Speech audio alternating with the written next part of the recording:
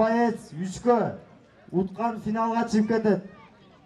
Мама, спорттун бул түрү орус тилинен түзмө-түз которгондо аралаш мушташ дегенди түшүндүрөт. Андыктан оюн эрежесиз уруш дегени менен анында өзүнүн эрежелери бар. Таймашта активдүүлүк жана сокку урунун техникасы бааланат. Беттеш жаштар жана чоңдор арасында болуп бөлүнөт. Таза жеңишке Каттабеков, Салават, Мурас.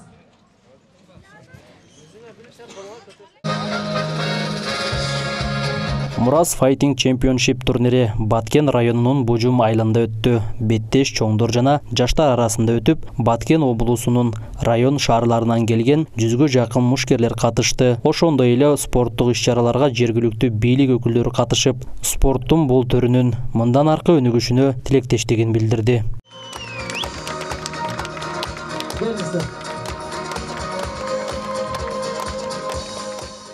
Бүгүнкү иш-чара бизден Карабулак айыл өкмөтүнүн Бужун айылындагы Мурас клубу, жаштар спорттук клубу уюштуруп атат. Бул клубтун мына уюштурулганына 1 жылдын жүзү болуптур. Негизинен бул эрежесиз уруш түрү боюнча уюштурулуп атат. Негизгиси бул жаштарды патриоттукка тарбиялоо, баягындай терс көрүнүштөрдөн алыстоо максатында ушундай спорттук иш-чара уюштурулуп атат. Буга бардыгын ушул клубтун жигиттери уюштурду. Айыл өкмөтүнөн дагы биз дагы колубуздан келишинче жардамды бердик. Кудай буйрса бул турнир азыркы күндө облустук деңгээлде өтүп атат да. Мен ойлоймун, бул жакшы жөрөлгө жылдан барып облустук, республикалык деңгээлдерде уюштурганга жетишебиз.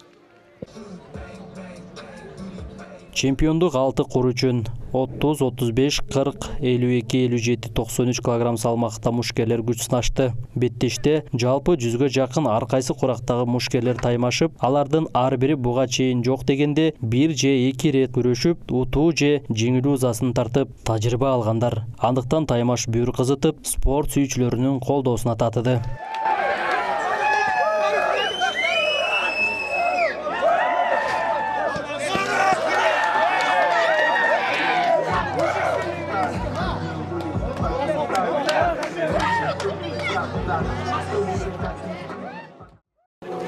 Мен 14 бала алып келдим Айдаркен спорт клубунан.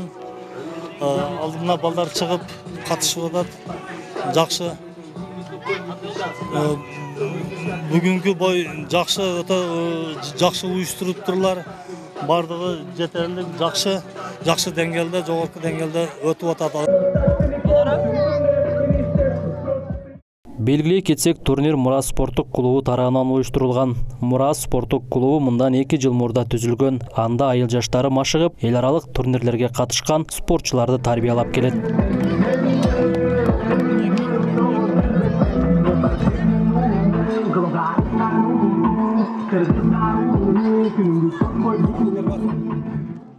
Биздин эми бул уюштуруп атканыбыздын максаты жаштарды колдоо жана келечекке жаштарды бир жакшы алдыга жылуу, бир таланттуу максатта, жылуу максатында өткөрүп атабыз. Бул эми азыркы өткөрүп атканыбыз бул область деңгээлиндеги эле бизде максат бар. Кудай кааласа келечекте чоңураак кылып өткөзөбүз деген максаттарыбыз бар. Республикалык деңгээлде ошондой бир бизде проекттер бар. Кудай кааласа мында чоңойтуу, ошондой бир чоң республикалык башка кошуна мамлекеттерден чакыртагы жакшы деңгээлде өткөзөбүз деген ниеттерибиз бар. Кудай кааласа. Таймаштын жыйынтыгы командалык эсеп менен 1-чи орунду Мурас спорттук клубу, 2-чи орунду Баткен шаарынын Жаш Дем спорт клубу алса, 3-чү орунду Айдаркен спорттук клубу багындырды. Расул Ахматов, Алтын бешик жаңылыктары.